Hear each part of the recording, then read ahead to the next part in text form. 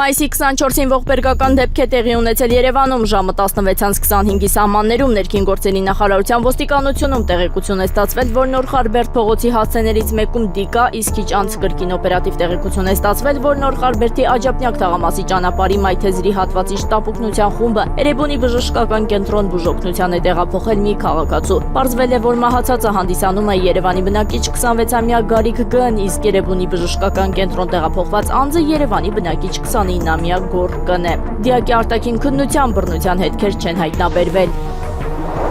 Լիբանանի Հանրապետության իրավասու մարմինը բավարարել է Հայաստանի Հանրապետության գլխավոր դատախազության միջնորդությունը եւ հետախուզվող անձը Գ-ին, ով մեղադրվում է մի խումբ անձանց հետ նախնական համաձայնության բնակարան ապօրինի մուտք գործելով խոշոր չափերով կողոպուտ կատարելու մեջ հանձնել է ՀՀ իրավասու մարմիններին։ Այս մասին տեղեկացնում են դատախազությունից գլխավոր դատախազության հանձնարարությամբ Հայաստանի Հանրապետության ներքին գործերի նախարարության ոստիկանության աշխատակիցների կողմից ապահովվել է Գ-ի տեղափոխումը Երևան։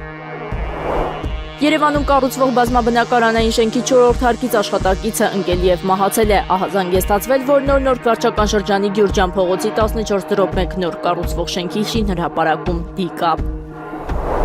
Համայնքային ոստիկանության գլխավոր վարչության օպերատիվ լուծական վարչության ծառայողները տեղեկություն էին ստացել, որ Երևանի բնակիչ մի երիտասարդ թմրանյութ է ձեռք բերում եւ իրացնում։ Ձեռնարկված օպերատիվ հետախուզական միջոցառումների արդյունքում 25-ամյա երիտասարդը Հալաբյան փողոցի հարակից զբոսայգում հայտնաբերվել, ձերբակալվել եւ տեղափոխվել է համայնքային ոստիկանության Մաշտոցի բաժին։ Նրա անձնական խուզարկությամբ հայտնաբերվել է թմրամիջոցի նմանվող զանգվածով 14 փաթեթ, ընդհանուր 36.94 գրամ քաշով։ Բացատրական աշխատանքի արդյունքում երիտասարդը հայտնել է, որ թմրամիջոցը իրացնելու նպատակով ձեռք է բերել տելեգրամյան հավելվածի միջոցով։ Հայտնել է նաև, որ 5 փաթեթ արդեն իսկ տեղադրել է Նոր-Նորքի 5-րդ զանգվածում։ 25-ամյա երիտասարդը ներկայացվել է նախաքննական մարմին, ապա տեղափոխվել ձերբակալվածների պահման վայր, կատարվում է նախաքննություն։